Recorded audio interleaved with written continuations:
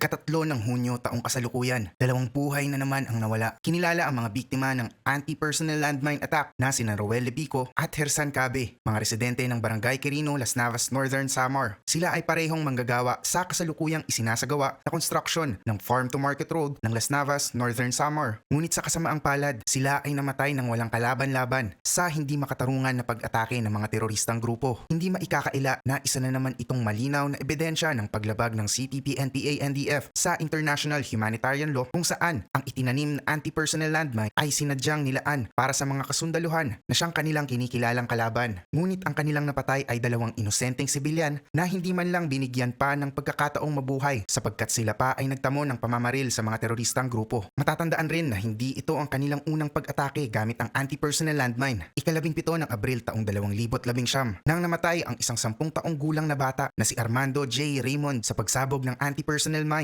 sa Barangay San Miguel, Northern Samar. Taong 2022, ikatatlo ng Abril, nang tambangan din nila ang nagsagawa ng community support program habang sila ay pabalik sa Barangay Osang Katubig, Northern Samar, kung saan 2 kapulisan ang namatay at 4 pa ang nasugatan. Sinundan naman ng parehong pangyayari sa Barangay Magsaysay, Mapanas, Northern Samar noong ika-5 ng Hulyo, kung saan 7 kasundaluhan ang nasugatan. Hanggang sa naulit na naman ito noong ika-19 ng Hulyo nang mamatay ang isang sundalo at 5 ang sugatan sa isang liblib na nayon ng Osang Katubig, Northern Samar. Hindi rin lingid sa ating kaalaman na ito rin ang naging sanhi ng pagkamatay ng magpinsan na si Keith at Nolven Absalon sa lungsod ng Masbate. Sa mga pangyayaring ito, hindi kailanman natinag ang ating mga kasundaluhan maging ang pamahalaan upang patuloy na makamit ang kanilang mabuting hangarin na maprotektahan ang bayan ng Las Navas. Sa pamumuno mismo ni Honorable Mayor Arlito A. Tan, ang mamamayan ng Las Navas ay naninindigan at nakikiisa na isulong ang karapatan na mamuhay sa isang payapa at ligtas na pamahalaan sa mga patuloy na pagsasagawa ng mga iba't ibang proyekto at programa katulad na lamang ang pagsasaayos ng mga daanan at pagbibigay ng tulong pinansyal sa kanyang mga nasasakupan.